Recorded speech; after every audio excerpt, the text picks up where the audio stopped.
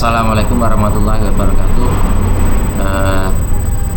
Untuk kelas 11 hari ini kita belajar masalah kepemilikan. Kalau dalam bahasa Arabnya milkun atau milkiyah. Milkiyah atau kepemilikan itu artinya adalah sesuatu yang berada dalam kekuasaannya. Kalau milkiyah itu menurut istilahnya adalah suatu harta atau barang yang secara hukum dapat dimiliki oleh seseorang untuk dimanfaatkan dan dibenarkan untuk dipindahkan penguasaannya kepada orang lain. Ini sesuai dengan surat Al-Ahzab ayat dalam Al-Quran, surat Al-Ahzab ayat 50 ya, nanti baca sendiri. Terus kemudian menjaga dan mempertahankan hak milik itu adalah hukumnya wajib ya. Seperti dalam hadis riwayat Bukhari dan Muslim, siapa yang gugur dalam mempertahankan hartanya, ia syahid. Siapa yang gugur dalam mempertahankan darahnya, ia syahid. Siapa yang gugur dalam mempertahankan agamanya, ia syahid. Siapa yang gugur dalam mempertahankan keluarganya, ia syahid. Itu hadis riwayat Bukhari Muslim. Jadi salah satunya yang kita bahas hari ini adalah mengenai harta ya. Hak milik, maka orang yang gugur dalam mempertahankan hartanya itu oleh Allah dikasih predikat matinya adalah mati syahid. Sebab-sebab kepemilikan. Yang pertama adalah barang atau harta itu belum ada pemiliknya secara sah. Belum ada pemiliknya secara sah. Disebut juga dengan ihrazul mubahat. Apa itu barang atau harta yang belum ada pemiliknya? Contoh, ikan yang berada di sungai. Nah, itu berarti tidak ada pemiliknya. Boleh kita ambil? Boleh ya. Ikan di laut, nah itu milik Allah, kita boleh ngambil, berarti belum ada pemiliknya secara sah, belum ada. Kita boleh mengambil ikan yang berada di laut, makanya nelayan ya, itu kalau dia mengambil ikan di laut, maka secara otomatis kalau sudah ditangkap itu sah menjadi milik dia. Jadi jangan anggap kalian ambil ikan di laut itu adalah mencuri, itu bukan mencuri, karena itu dianggap dalam Islam adalah belum ada pemiliknya. Kemudian apalagi hewan buruan ya, yang berada di hutan-hutan ya, kita nemukan kambing di hutan ya, namanya, atau ayam hutan tuh, kita ambil kemudian kita sembelih, kita makan, apakah hewan itu halal? Halal, banyak itu halal. Kemudian burung di alam bebas itu juga apa istilahnya, boleh kita ambil. Ada burung pret di atas, kemudian kita tembak ya, kemudian habis itu sebelum mati kita sembelih ya, atau ketika nembak mengucapkan nama Allah, maka ketika kita makan halal juga, dan itu menjadi barang kita seutuhnya. Kemudian air hujan ya, air hujan kita ambil kemudian kita minum, boleh Pak? Nah, boleh, silakan ya. Air hujan itu boleh diminum ya, tapi dimasak dulu ya. Jadi itu masih milik, belum ada pemiliknya. Kemudian yang kedua adalah barang atau harta itu dimiliki karena melalui akad, atau bisa disebut juga dengan bil ukut, yaitu lewat jual beli, kemudian hutang piutang, bisa lewat sewa menyewa, hibah, atau pemberian. Loh, di sini kok ada istilah sewa menyewa? Itu apakah itu menjadi barang kita sepenuhnya? Iya, selama dalam kontrak. Maka apa yang ada maunya nyewa rumah, otomatis namanya rumah yang kita sewa itu ketika masih dalam kontrak maka menjadi milik kita untuk sementara aja ya, tidak boleh merusakkan, tapi ya silakan pergunakan rumah itu dengan sebaik-baiknya.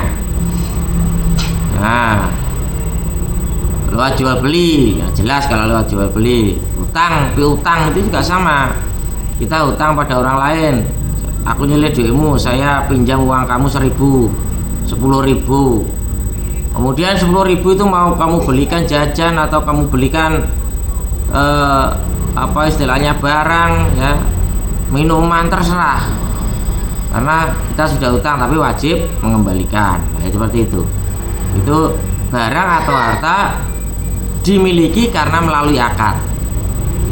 Yang ketiga adalah barang atau harta itu dimiliki karena warisan, itu dikatakan sebagai bil kholafiyah ya, namanya mendapat warisan dari orang tua atau barang, atau mungkin bisa jadi dari wasiat, dari barang wasiat ya, itu karena bil kholafiyah, warisan.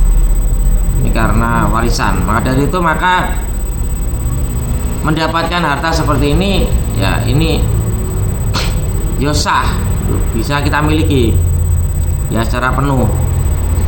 Dapat rumah warisan, dapat rumah, dapat uang ya terserah ya, itu semuanya menjadi hak penuh ahli waris ya. Nah, ini masalah warisan nanti kita bahas, belum waktunya ya. Kemudian yang keempat adalah harta atau barang yang didapat dari perkembangbiakan. Kalau dalam bahasa Arabnya minal mamluk ya, minal mamluk ya, dari perkembangbiakan. Contohnya adalah kita punya ayam, kemudian ayam itu bertelur, maka telur itu menjadi milik kita ya. Sapi, kita punya sapi, sapinya beranak, anaknya milik siapa? Milik sapinya ya, betul. Tapi juga milik kita tuh. Nah, itu adalah dari hasil dari perkembangbiakan atau minal mamluk. Kemudian macam-macam kepemilikan. Ada kepemilikan penuh, yaitu milk tam, penguasaan atau memanfaatkan terhadap benda atau harta yang dimiliki secara bebas dan dibenarkan secara hukum.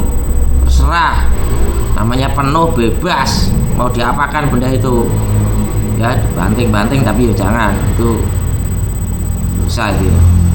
Jadi pergunakan harta itu secara baik ya.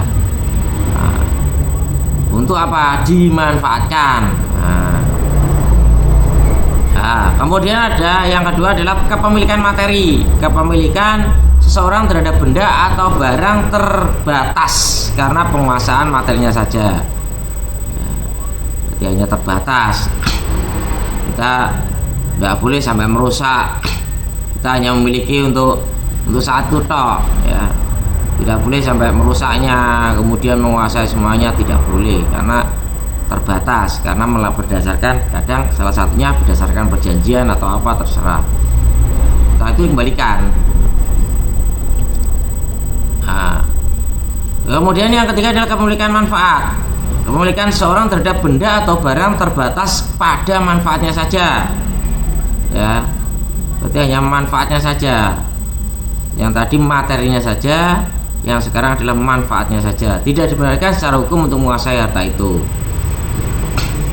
ya.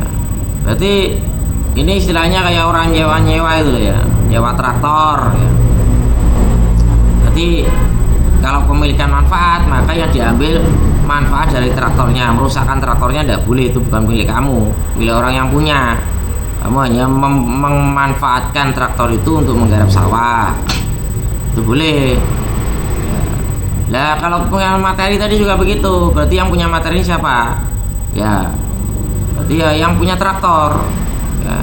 Karena sudah disewa, maka otomatis manfaatnya dimiliki oleh yang nyewa ya, itu ceritanya. Jadi ini adalah macam-macam kepemilikan ya.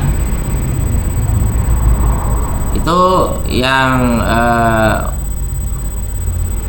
ya, tambah satu aja ya, tambah satu. Ihrozul mubahat dan khalafiyah. Ihrozul mubahat tadi sudah kita jelaskan, yaitu ihrozul mubahat itu tadi apa? Barang bebas, bebas ya. Boleh memiliki harta yang tidak bertuan atau belum ada pemiliknya. Nah, syaratnya, sekarang syaratnya. Yang pertama adalah benda atau harta yang ditemukan itu belum ada pemiliknya.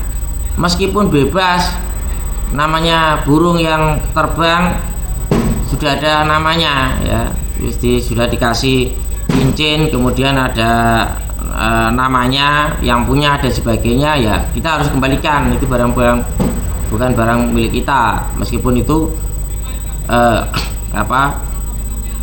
burung itu lepas ya, bebas ya, burung di alam liar dan sebagainya. Tapi kalau memang ada tanda kepemilikan ya kita kembalikan.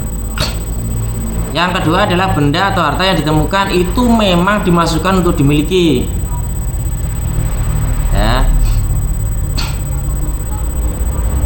Jadi begitu, berarti ini yang tadi kita contohkan. Pokoknya ada burung nyasar ke rumah dan masuk ke rumah kita. Nah ini jadi ihrozul mubahat. Kemudian yang kedua adalah khalafiyah. Khalafiyah itu bertempatnya seorang atau sesuatu yang baru di tempat yang lama yang sudah tidak ada dalam berbagai macam hak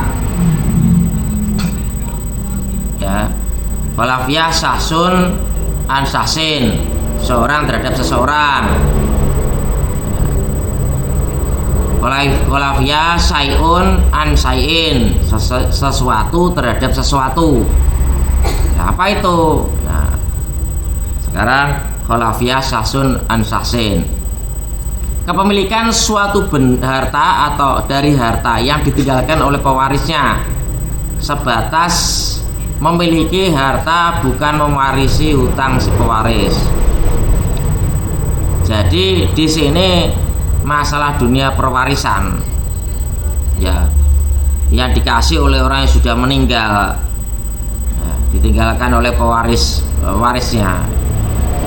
Jadi namanya orang meninggal kemudian mewarisi harta lah, orang yang meninggal itu punya hutang, namanya hutang lah, itu maka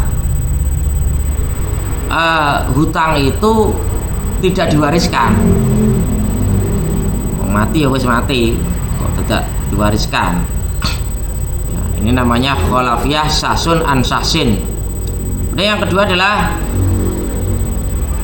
khalafiyah sayun an sayin, kewajiban seorang yang untuk mengganti harta atau barang milik orang lain yang dipinjam karena rusak atau hilang sesuai harga dari barang tersebut. Nah, ini ya, kewajiban seorang untuk mengganti harta atau barang milik orang lain yang dipinjam karena rusak ya, atau hilang, maka sesuai harga dan barang tersebut, dari barang tersebut. Makanya khalafiyah sayun an sayin itu sesuatu terhadap sesuatu ya, kita wajib untuk mengganti barang ya. Namanya kita pinjam laptop ya, kita pinjam, kemudian dibuat main game, kemudian laptopnya rusak ya, kita wajib mengganti ya. Nah, sesuai dengan harga dari barang tersebut. Kalau sudah lama ya diganti uang dengan uang yang seharga itu ya boleh ya. Wes bekas njaluk anyar wis enggak oleh ya, yo bekas yo ijoli ya bekas. Kalau masih baru beli kemudian jatuh ya, motor baru beli kemudian tertabrak, ya kita harus ganti motor yang baru karena masih baru. Kalau sudah lama, sudah karatan ya sesuai dengan barang itu, sesuai ya. Jangan yang golek bati yo, jangan tuh. Makanya ini butuh kesepakatan ya. Sudah itu aja dapat kita sampaikan hari ini, semoga bisa menjadikan manfaat dan barokah bagi kita semuanya. kurang lebihnya maaf. Wallahu muwaffiq ila aqwamit thoriq. Ihdinas siratal mustaqim. Wassalamualaikum warahmatullahi wabarakatuh.